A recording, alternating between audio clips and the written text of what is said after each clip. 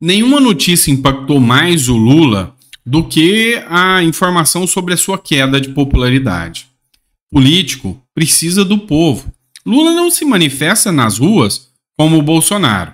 Lula não consegue audiência nas suas lives como o Bolsonaro.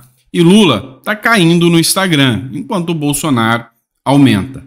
E essas pesquisas dizendo que o Lula está caindo a sua popularidade assustou o Lula. Mas tem uma notícia que vai assustá-lo ainda mais. Pois é, vocês estão sabendo que São Paulo terá sua eleição municipal como se fosse uma espécie de terceiro turno das eleições. Porque tem uma condição assim, bem, vamos dizer, sui generis, ou seja, uma condição diferentona. Qual é? Temos um candidato do Lula, que é o Boulos, que não é petista. Temos um candidato do Bolsonaro, o Nunes, que não é bolsonarista. E aqui, o teste de fogo não é quem ganha mais votos, é quem consegue indicar mais votos, ou seja, quem tem maior poder de transferência de votos, Lula ou Bolsonaro. E essa guerra tá forte. Só que hoje o Lula acordou mais triste com essa notícia. Se a eleição fosse hoje, Ricardo Nunes seria reeleito prefeito de São Paulo, com 46% dos votos, contra 39% de Guilherme Boulos. No primeiro turno, o atual chefe do executivo também já lidera. Ou seja, reviravolta, e a impopularidade do Lula está causando uma queda vertiginosa também do Boulos. Olha só o que o Luiz Bassi escreveu. No primeiro turno, Nunes aparece na liderança, com 32% das intenções de voto, contra 30,1% de Boulos. A margem de erro é de 2,7 pontos percentuais para mais ou para menos. No segundo turno, Nunes lideraria isoladamente, mesmo fora da margem de erro. Ou seja, já era, está perdendo e está desesperando. E agora, com o desespero, aí que vão meter os pés pelas mãos mais mesmo.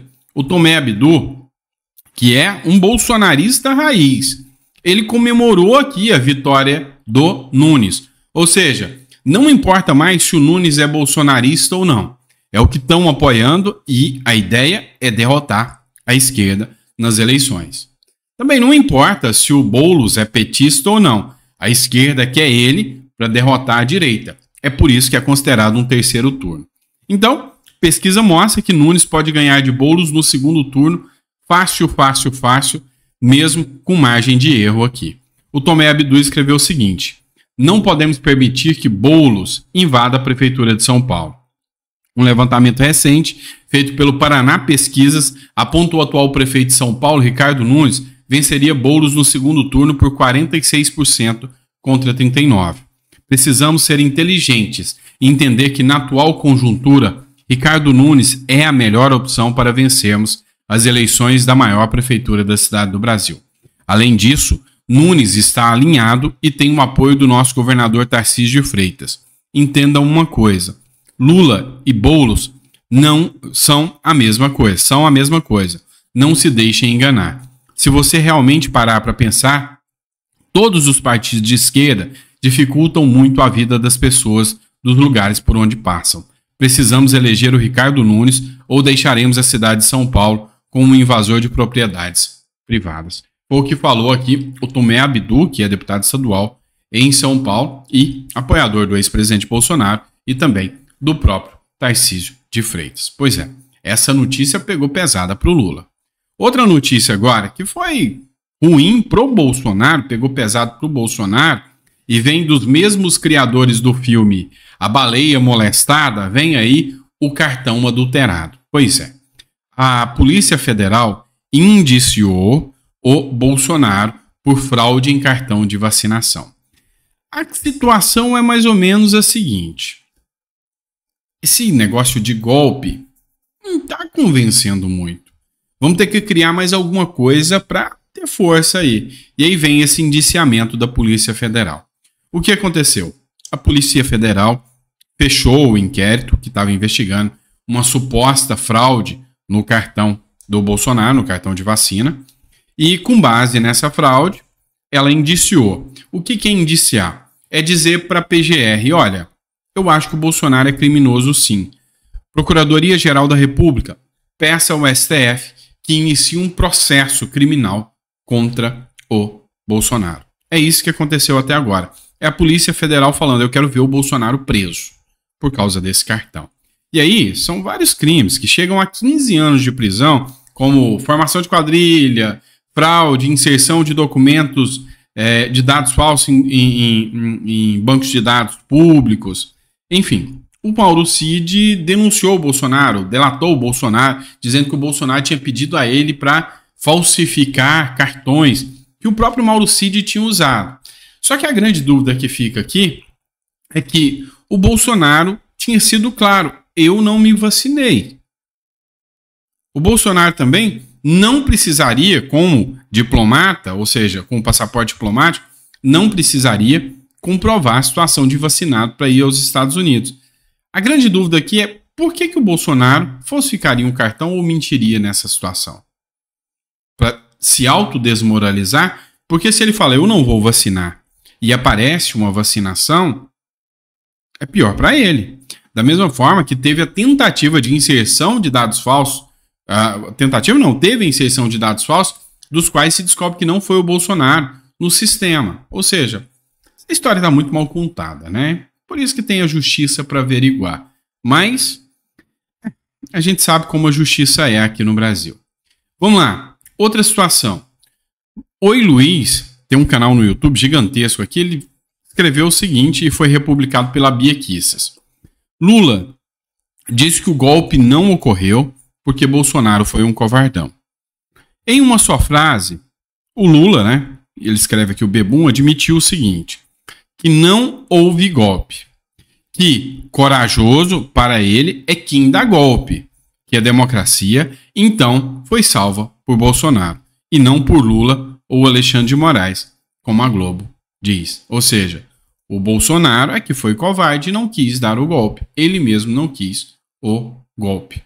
Então, assim, a narrativa aqui é pela existência do golpe. Não está convencendo, mas não está convencendo nem um pouco a maioria, principalmente dos apoiadores do Bolsonaro, que está ganhando cada vez mais força. Quanto mais a esquerda está batendo no Bolsonaro, mais o Bolsonaro vem ganhando popularidade. Quanto mais o Lula bate no Bolsonaro, como por exemplo, agora chamando o Bolsonaro de covardão, mais o Lula perde popularidade. Por quê? Porque fica escancarado que Lula não tem o que mostrar do seu governo.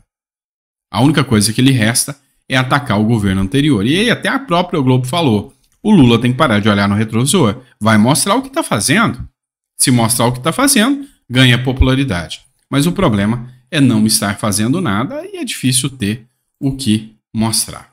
Olha só, a Bárbara do Te Atualizei fez essa publicação aqui e escreveu assim, desfazendo o L nível hard, seu Judas. Presta atenção na fala de uma pessoa simples, o ponto de vista dela sobre o Lula. E aí, a Daniela Sadi, acho que é a Daniela mesmo, a Sadi, né? Ela escreveu o seguinte, ela falou o seguinte, olha, o que está fazendo a popularidade do Lula cair é a vida real. É na casa da pessoa pobre que a comida está mais cara. É lá na casa dessas pessoas mais pobres que está faltando o que comer. E o Lula viajando, gastando o nosso dinheiro mundo afora, causando conflitos para o Brasil, envergonhando o Brasil, não se preocupando com os problemas reais que o brasileiro está enfrentando, como por exemplo a dengue. E aí é óbvio que a popularidade dele cai por pessoas como essa aqui. Escuta só. Presidente Lula, no governo de Jair Messias Bolsonaro, a gente tava passando bem. Hoje meu marido ele fez o corre. A gente ia comer carne. De hambúrguer, contada, ó. Uma dele e uma do meu filho. Vou deixar aqui. O arroz eu já fiz. Tá bonito, homem. Pra sua cara, a gente votou em você pra isso. Pra gente passar isso aqui. E outra, você não gosta nem de trabalhador. Você não gosta das pessoas que é trabalhadora, não. Acho que você quer que a gente roube. Mas a gente não vai roubar, não, que a gente são pessoas dignas, pobre de caráter, viu? Porque os povos do Nordeste tá tudo passando fome, tá na miséria total, cozinhando na lenha. Tá entendendo? Mas eu não sou aleijada, nem eu nem meu marido, não. A gente faz nosso corre, tá entendendo?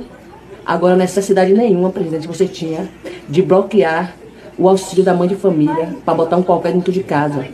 Meu marido, ele tá desempregado, tá entendendo? Ele tá desempregado, ele é pedreiro, mas não tá piando nesse momento trabalho nenhum. Mas de vez em quando os outros chamam ele pra fazer alguma coisa, uma besteirinha, tá entendendo? Uma micharia um qualquer, ele vai.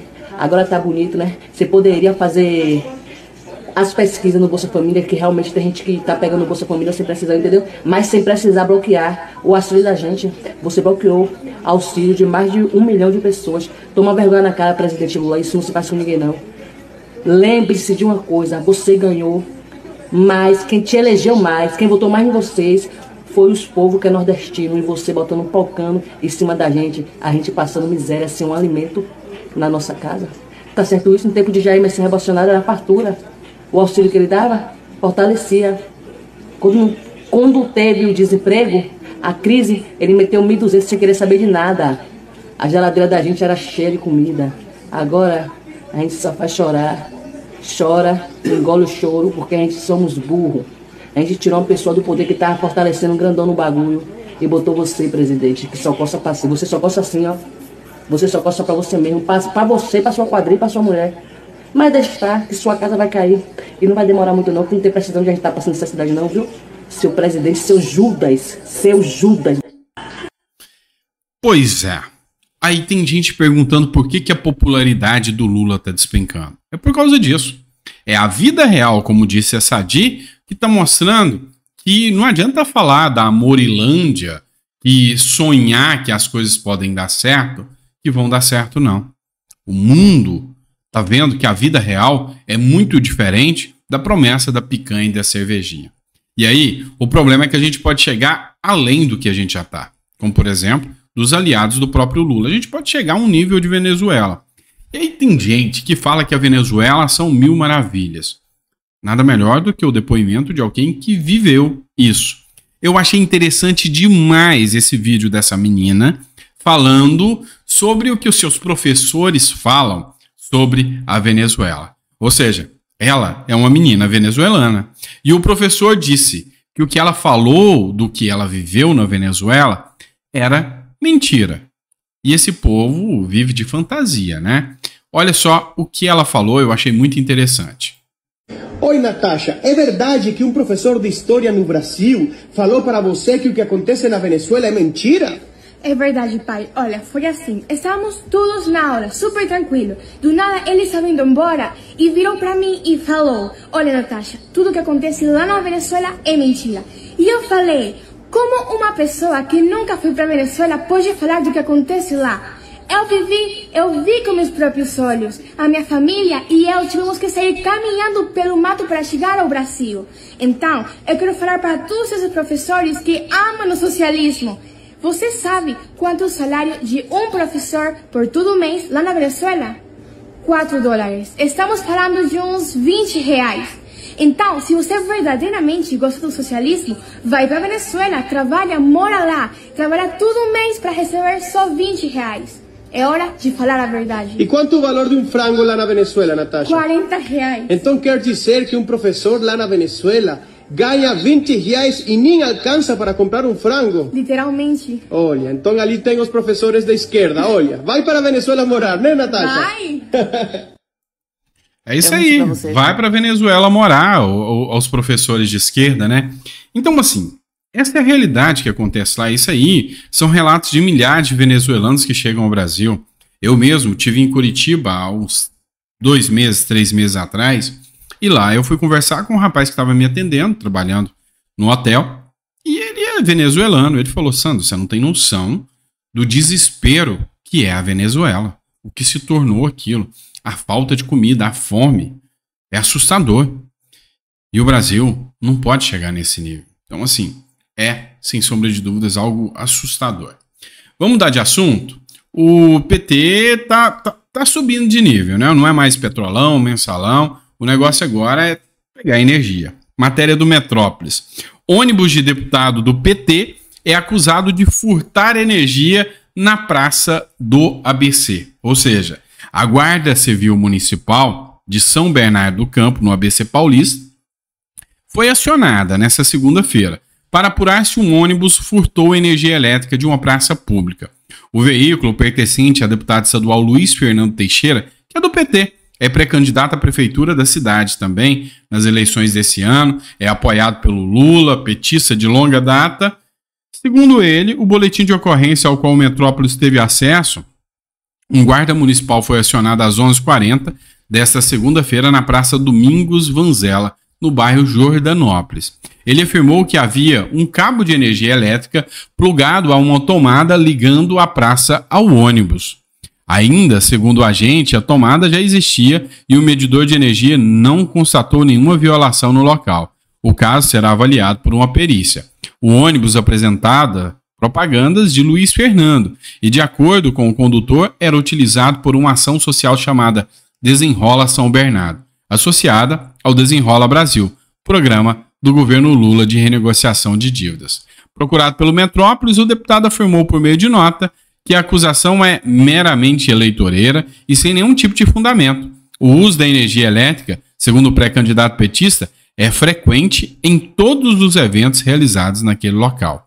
Abre aspas. Lamentamos que um projeto social e de utilidade pública seja desvirtuado por conta de uma eleição.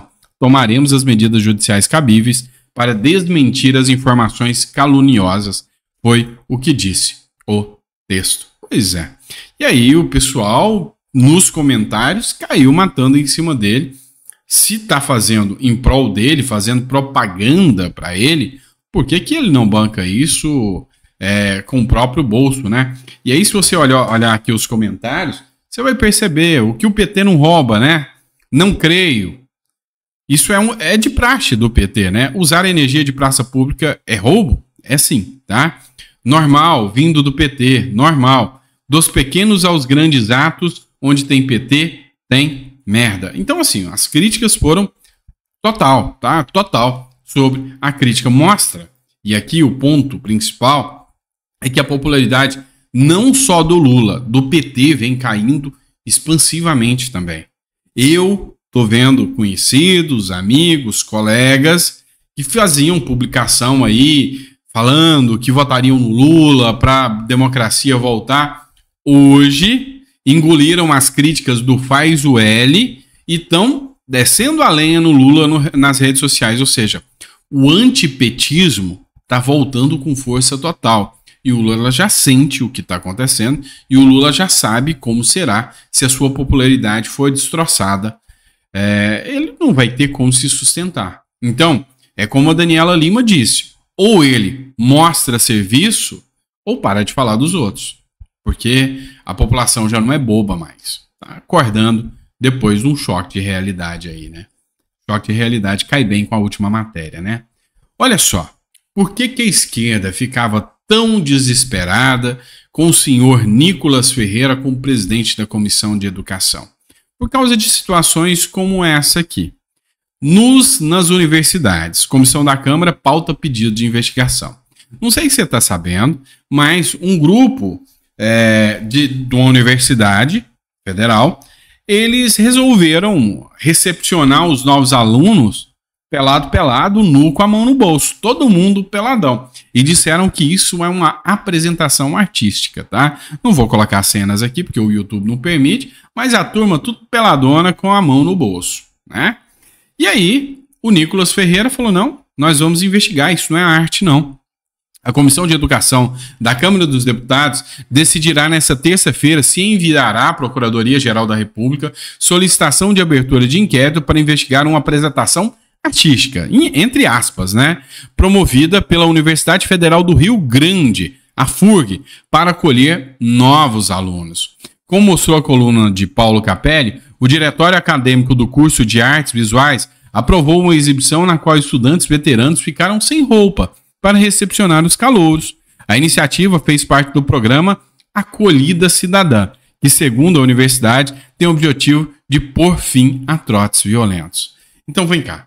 Faz parte do Acolhida Cidadã para acabar com os trotes violentos, recepcionar todo mundo peladão. E aí você já imagina o tipo de formação que esses alunos terão, né? É uma coisa assim, assustadora. A Comissão de Educação é presidida pelo deputado Nicolas Ferreira. Entre os itens que serão apreciados pelo colegiado nesta terça-feira, conta o requerimento. Abre aspas. Requer o encaminhamento da sugestão à PGR para instauração de inquérito referente à apuração de eventuais crimes ocorridos na FURG durante o programa Acolhida Cidadã, organizado pela coordenação do curso de Artes Visuais. Uma das denúncias, e essa eu não posso confirmar, é de que eles sequer se importaram se haveria a presença de crianças ou não. Não tinha cartazes falando que era impróprio para menores, nada disso. Só que era uma apresentação artística fecar, peladão, na frente dos outros, tá? Olha só, o Felipe Dávila foi candidato a presidente pelo Partido Novo. Ele fez uma participação no Jovem Pan. Eu achei bem interessante o ponto de vista dele, porque a crítica é o seguinte: começou-se a mudar o discurso de que a economia brasileira está melhorando. Estão dizendo agora, o pessoal aí da mídia, da grande mídia, que a economia está melhor. E aí a minha dúvida foi, se a economia melhora, por que a popularidade do Lula despenca? Dá uma olhada o que falou o Felipe Dávila e vale a pena conferir. Bom, primeiro, é bom que o presidente da República reconheceu que o governo não entregou o que deveria ter entregue para a população. Isso já é um bom sinal, sinal de que ele mesmo reconhece que o governo dele precisava ter entregado mais para a população. E é realmente uma coisa assim inusitada. Um governo que teve crescimento econômico, praticamente pleno emprego, aumento da renda e o governo com popularidade em baixa.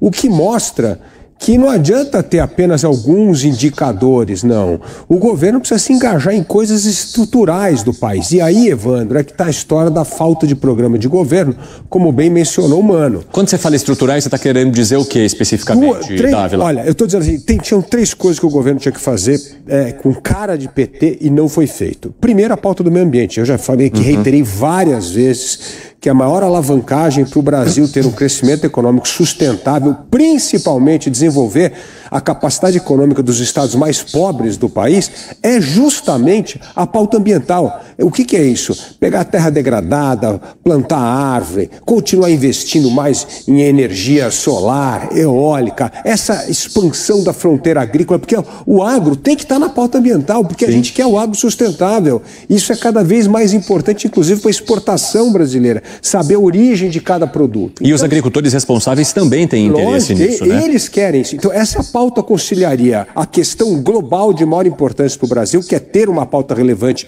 na questão ambiental, era trazer o agro para participar dessa pauta, portanto, fazer aí um agrado ao agronegócio que esteve muito ligado ao presidente Jair Bolsonaro. Então, esse é o primeiro ponto.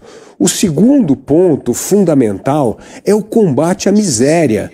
Eu digo que eu fui candidato a presidente pelo Partido Novo chamado de direita, era o único candidato que apresentou um plano para acabar com a miséria no país em 4 anos. O que é isso? É focalizar os programas justamente na miséria, no combate à miséria. É isso que a gente precisa fazer. E essa é uma bandeira que a esquerda deveria ter abraçado e feito. Nada foi feito nesse sentido. E a terceira bandeira, que é a outra muito importante para o país, para aumentar a competitividade, produtividade, geração de renda e emprego, é a infraestrutura.